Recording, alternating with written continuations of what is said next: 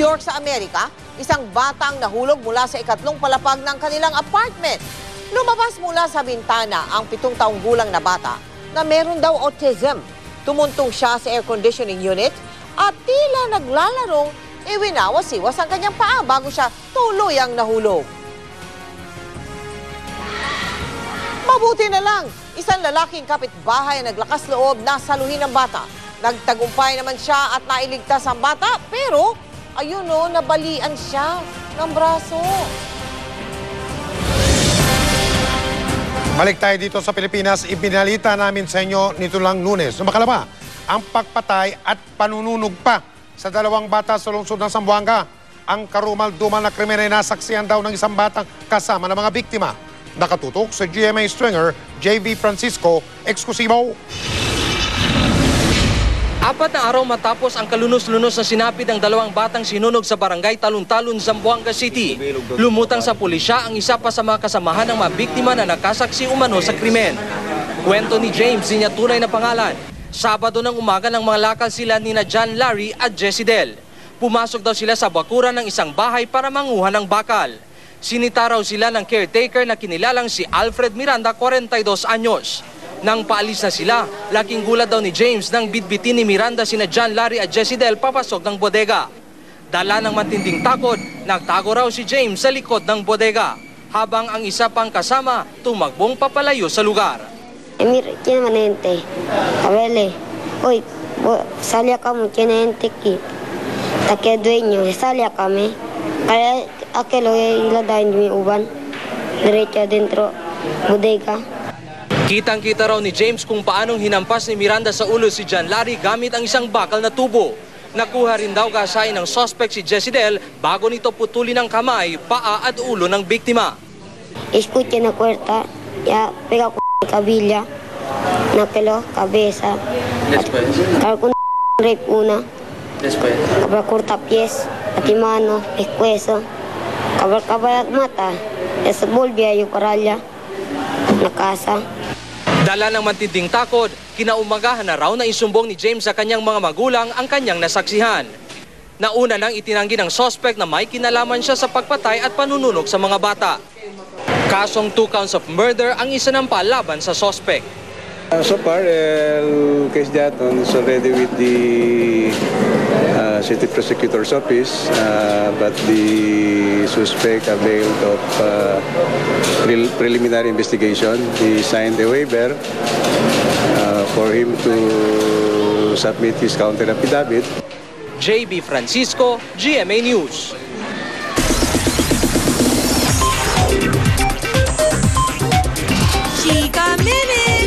Ipinakilala na sa press ang 30 candidates ng 2012 Mutya ng Pilipinas. Sa beauty pageant, 4 na titles ang paglalabanan ng mga dalaga. Pero ngayon pa lang, may mga binigyan na ng special awards. Ang chikatid ni Lars Santiago. Suot ang kanilang 2-piece floral swimsuit. Isa-isang rumampa sa labi ng Midas Hotel ang 30 kandidata ng 2012 Mutya ng Pilipinas. Ian Ramos, 24. Zini Alexis Gomez. Rachel Manunes, 19. Karamihan sa mga kandidata ngayon lang sumali sa isang national beauty contest. Pinaglalabanan nila ang 4 na titulo.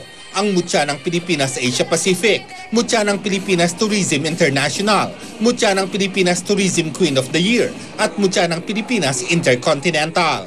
Sa press presentation pa lang, nagbigay na ng special award ang organizer. Napiling Miss Photogenic at Miss Sheridan Resort ang kandidata mula sa Southern California na si Kaylee Calaguas. Miss Press Favorite naman si Mutya Joanna Datul mula sa Isabela.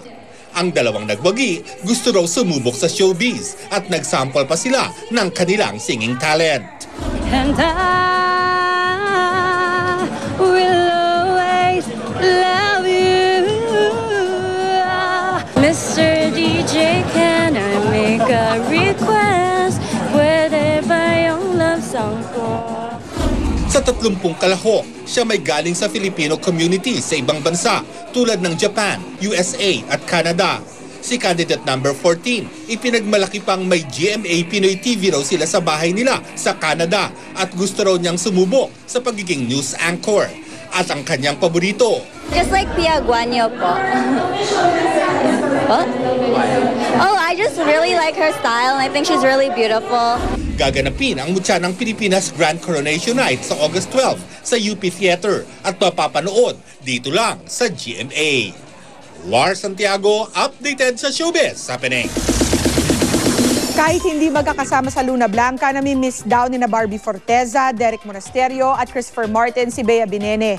Hindi raw kasi nila madalas kasama sa taping si Bea. May chika ulit si Lars Santiago. Kahit nagsimula na sa Luna Blanca ang apat na twin stars na sina Barbie Forteza, Bea Binene, Christopher Martin at Derek Monasterio, hindi pa rin sila nagiging kumpleto sa set. Ang laging magkasama lang sa set sa Quezon City ay sina Barbie, Chris at Derek. Samantalang si Bea ay madalas na sa Cavite nagtataping. Ayon mismo sa tatlong kabataang bituin, ramdam nilang hindi sila kumpleto, kaya sana raw ay makasama na nila si Bea. Oo naman kasi mas masaya yun kasi parang kulang pa rin yung ingay namin sa tent. Correct. Kapag tatlo lang kami. Tsaka wala Kailangan po kaming may isa pagkain. pa. Opo, wala po kaming pagkain. Pagka si Bea, busog kami lahat. Kung nami-miss ni na Barbie si Bea, lalong miss daw ni Bea ang mga kaibigang kabataang bituin kapag siya lang ang kinukunan sa mga eksena niya sa Cavite. Siyempre nami-miss kasi nga, tahimik sa kapag sa standby area, wala akong ginagawa. Nakaupo lang ako. Wala akong ka-jive, wala akong kakulitan yun. Ngayong sina Derek at Christopher na ang katambal ni na Barbie at Bea, nakakaramdam daw sila ng pressure. Siyempre may konting pressure po kasi parang nasanay po sila sa Jabea, nasanay sila sa Josh B, tsaka yung mga love team sa amin, Christopher. Kaya para magustuhan kami ng tao, kailangan lagyan namin ng chemistry.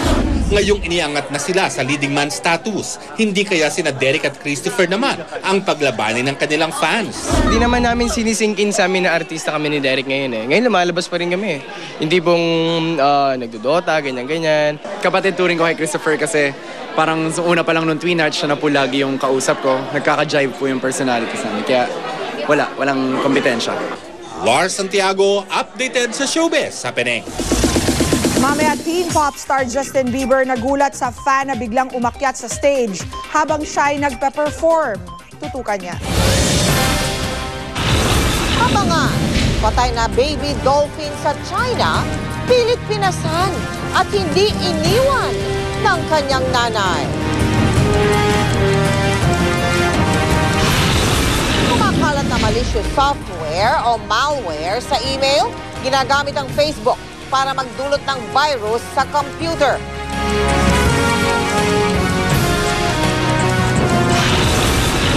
At kambal sa Kalinga. 6 na taong gulang pa lamang pero may katarata na. Walang patid na pagtutok dito lang sa 24 oras.